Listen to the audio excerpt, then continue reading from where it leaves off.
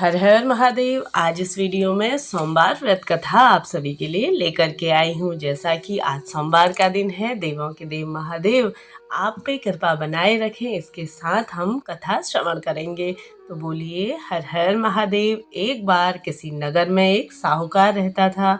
उसके घर में धन की कोई कमी नहीं थी, लेकिन कोई संतान न होने के कारण वह बहुत दुखी रहता था। संतान प्राप्ति के लिए वह हर दिन सोमवार के व्रत रखा करता और पूरी श्रद्धा के साथ महादेव के मंदिर में जाकर उनकी पूजा अर्चना करता, माता पार्वती की पूजा करता। उनकी भक्ति देखकर एक दिन माँ पार्वती प्रसन्न होकर भगवान शिव से साहूकार की मनोकामना पूर्ण करने का निवेदन करने लगी। तभी पार्वती जी के आग्रह पर भगवान शिव ने कहा कि हे पार्वती, इस संसार में हर प्राणी को उसके कर्मों का फल मिलता ही है और जिसके भाग्य में जो होगा उसे तो वह भोगना ही पड़ेगा। लेकिन पार्वती जी ने साहूकार की भक्ति देखकर उसकी मनोकामना पूर्ण करने की इच्छा व्यक्त की।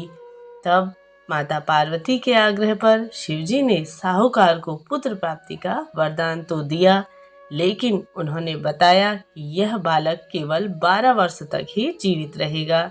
फिर माता पार्वती और भगवान शिव की बातचीत साहूकार ने सुन ली, इसलिए उसे ना तो इस बात की खुशी थी और ना ही दुख। वह पहले की भांति शिवजी की पूजा करता और कुछ समय के बाद साहूकार की पत्नी ने एक पुत्र को जन्म दिया।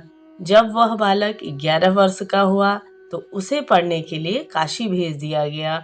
साहूकार ने पुत्र के मामा को बुलाया और बहुत सारा धन देकर कहा कि तुम इस बालक को काशी विद्या प्राप्ति के लिए ले जाओ। तुम लोग रास्ते में यज्ञ कराते हुए जाना, जहाँ पे भी तुम ठहरो वहाँ पे ब्राह्मणों को भोजन करा के उन्हें दक्षिणा अवश्य से देना।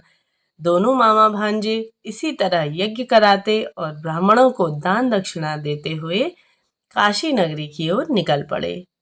इस दौरान रात में एक नगर वहाँ से पड़ा। तब राजा की वहाँ कन्या का विवाह हो रहा था, लेकिन जिस राजकुमार से उसका विवाह होने वाला था वह एक आंख से काना था। राजकुमार के पिता ने अपने पुत्र के काना होने की बात को छुपाने की सोची हुई थी। तब उसने साहूकार के पुत्र को दूल्हा बनाकर राजकुमारी से विवाह करा दूं। विवाह के बाद इसको धन विदा देकर विदा कर दूंगा और राजकुमारी को अपने नगर ले जाऊंगा, ऐसा उसने सोचा। लड़के को दूल्हे के वस्त्र पहनाकर राजकुमारी से विवाह करा दिया। तभी साहूकार का पुत्र ईमानदार था, उसे यह बात सही नहीं लगी, इसलिए उसने अवसर पाकर राजकुमारी के दुपट्टे पर लिखा कि तुम्हारा विवाह तो मेरे साथ हुआ है, लेकिन जिस राजकुमार के संग तुम्हें भेजा जाएगा वह तो एक आंख से काना है। मैं तो काशी पढ़ने जा रहा हूँ। जब राजकुमारी ने अपनी चुन्नी पर लिखी बात पढ़ी तो उसने अपने माता पिता से यह बात बता दी। राजा ने अपने पुत्री को विदा नहीं किया, फिर वापस बारात चली गई। दूसरी ओर साहूकार का लड़का और उसका मामा काशी पहुँचे और वहाँ जाकर उन्होंने यज्ञ किया।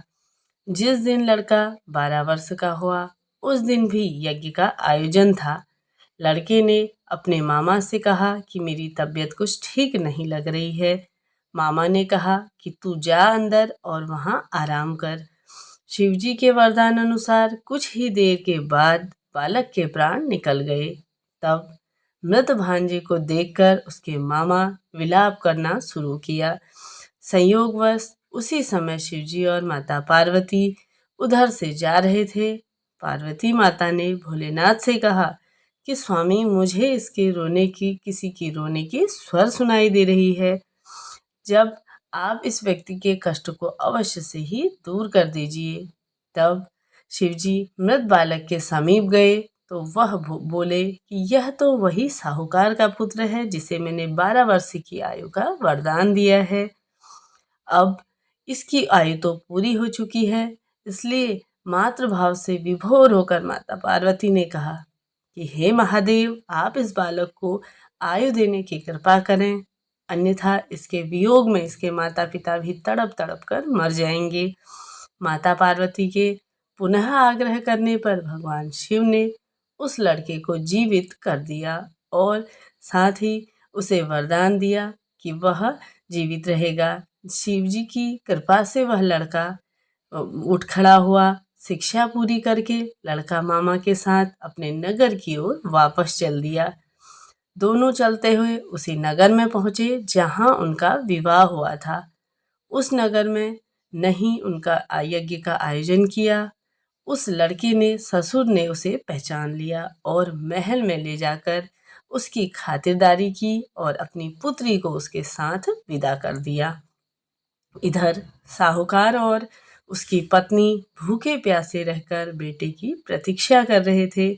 उन्होंने प्रण कर रखा था कि यदि उन्हें अपने बेटे की मृत्यु का समाचार मिला तो वह भी प्राण त्याग देंगे, परंतु अपने बेटे के जीवित होने का समाचार पाकर वह बेहद ही प्रसन्न हुए। उसी रात भगवान शिव ने साहूकार के स्वप्न में आकर कहा कि हे श्रेष्ठी, मैंने तेरे सोमवार के व्रत करके और उसकी कथा सुनने से प्रसन्न होकर के तेरे पुत्र को लंबी आयु प्रदान की है, और साथ ही इस व्रत को जो करता है या इस कथा को जो सुनता है उसके जीवन के सभी दुख मैं दूर कर देता हूँ, साथ ही उसकी मनोकामनाएं समस्त रूप से पूर्ण हो जाती हैं। कथा यहाँ पर पूर्ण होती है। बोलिए हर हर महादेव, जय माता पार्वती।